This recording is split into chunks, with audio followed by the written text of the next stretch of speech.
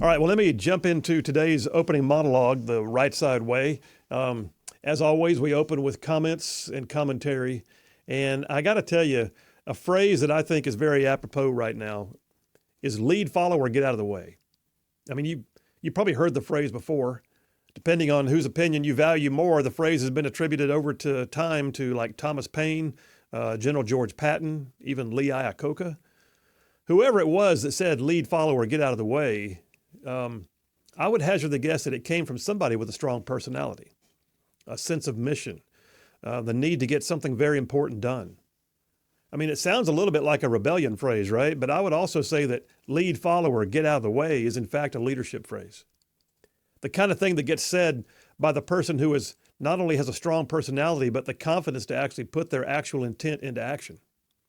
Someone who sees a situation that needs immediate action, lead, follow, or get out of the way, is the kind of phrase that's said by someone who knows that action must be taken quickly, with a sense of organized and yet reckless abandon.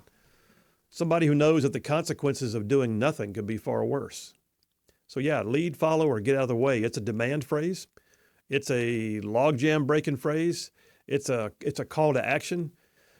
It's also not always popular because it tells other people at a peer level, even those of a superior rank, that they are the problem. You don't tell subordinates to lead, follow, or get out of the way. That's a phrase that one general tells to other generals, or that a business leader tells to his board of directors, or that a president tells to Congress. It's not only a statement of intent, it's an actual rebuke to those who had the opportunity to fix something, but for some reason they've chosen not to.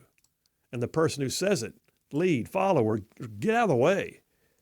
Sometimes it just takes one person to launch the change with the attitude, with the authority, and with the wherewithal to not only say to others that they should lead, follow, or just get out of the way, but that the person who's saying it can actually act on it. Look, in my opinion, America is right now at an inflection point. In every way imaginable, we are at a point where a turning is needed. Fiscally, militarily, politically, socially, culturally, spiritually. We've been ravaged in the past 4 years from the pandemic and its big government policies that resulted.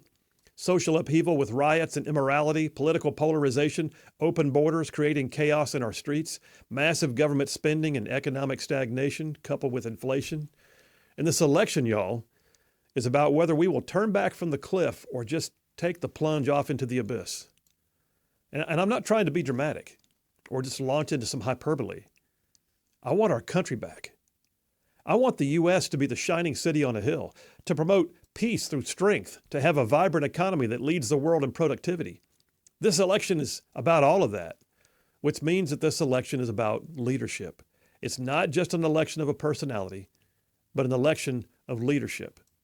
What we need right now is someone who has the ability to come in and with conservative principles in place, tell the rest of the folks to lead, follow, or get out of the way.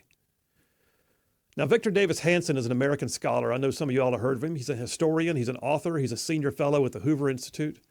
And I've said before that every time I listen to him speak, I feel like I gain points on my IQ. I mean, the guy is just brilliant. Hanson wrote a book that I really like. It's called The Savior Generals. It's a study of 5 historic generals that Hanson believes stepped into a losing military campaign, and by the sheer force of their will, by their individual ability to plan and strategize and cajole and convince and execute, that those single generals in and of themselves turned the tide. That these particular generals, they were the sole catalyst for snatching victory from the jaws of defeat, but they were also not very popular for having done so. Hanson said the book was designed to show how, he said, his quote, contrarian and unpopular generals have often saved the day defying the odds to win a campaign, sometimes an entire war. I saw a review of his book, and it talked about the fact that his look back over 2,600 years, which detailed, by the way, the events of Themistocles, Belisarius, Sherman, Ridgway, Petraeus, that Hanson said those 5 generals in his book, they all had common traits. His quote, they all enjoyed their reputations for bucking conventional wisdom. They were all highly literate, well-spoken, and they all led by example.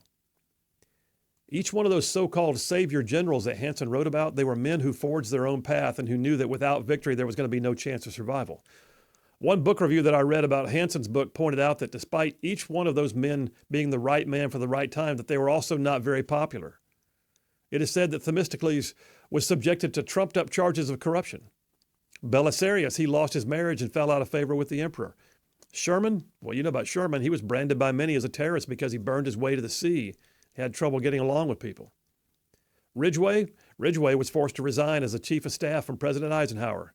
And then Petraeus, well, he resigned as director of the CIA because of an extramarital affair.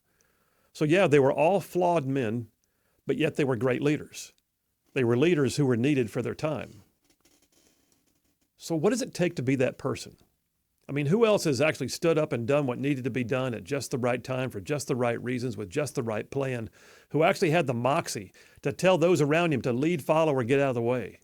Oh, there have been others.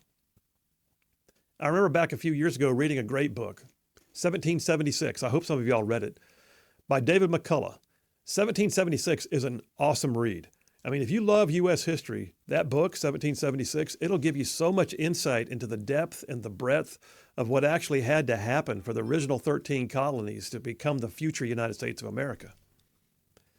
But one thing that struck me more than anything when I read the book, I had never realized until I read it, was that General George Washington actually had to beg the Continental Congress to stay the course. Can you imagine? I mean, to be sure, there were other patriots, there were other heroes of the Revolution.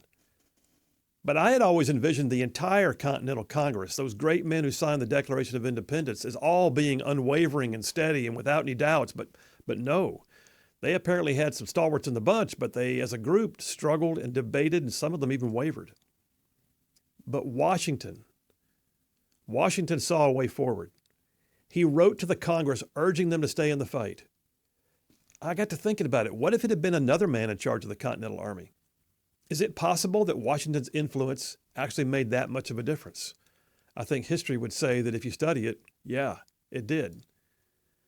So like I said before, I believe the United States, this country that we all love, is at a crucial point in history. We're now in the place where we have to ask the question, what kind of nation do we want to be? Should the average person in America believe the government is there for them?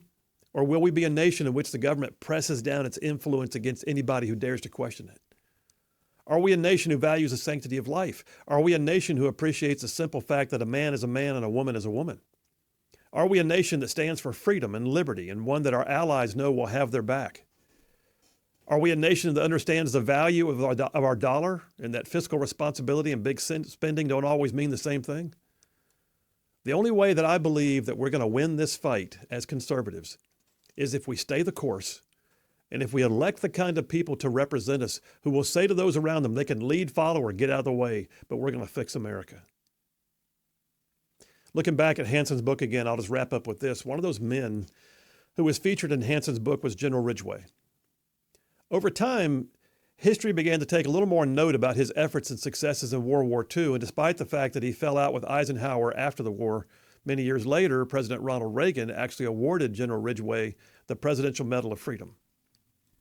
And on May 12th of 1986, while speaking at the presentation ceremony, Reagan said, "Heroes come when they're needed, and great men step forward when courage seems to be short in supply."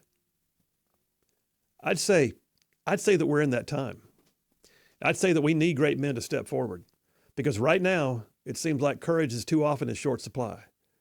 We need some brassy leadership to say to those who are flagging and flailing and ducking for cover, they need to lead, follow, or get out of the way.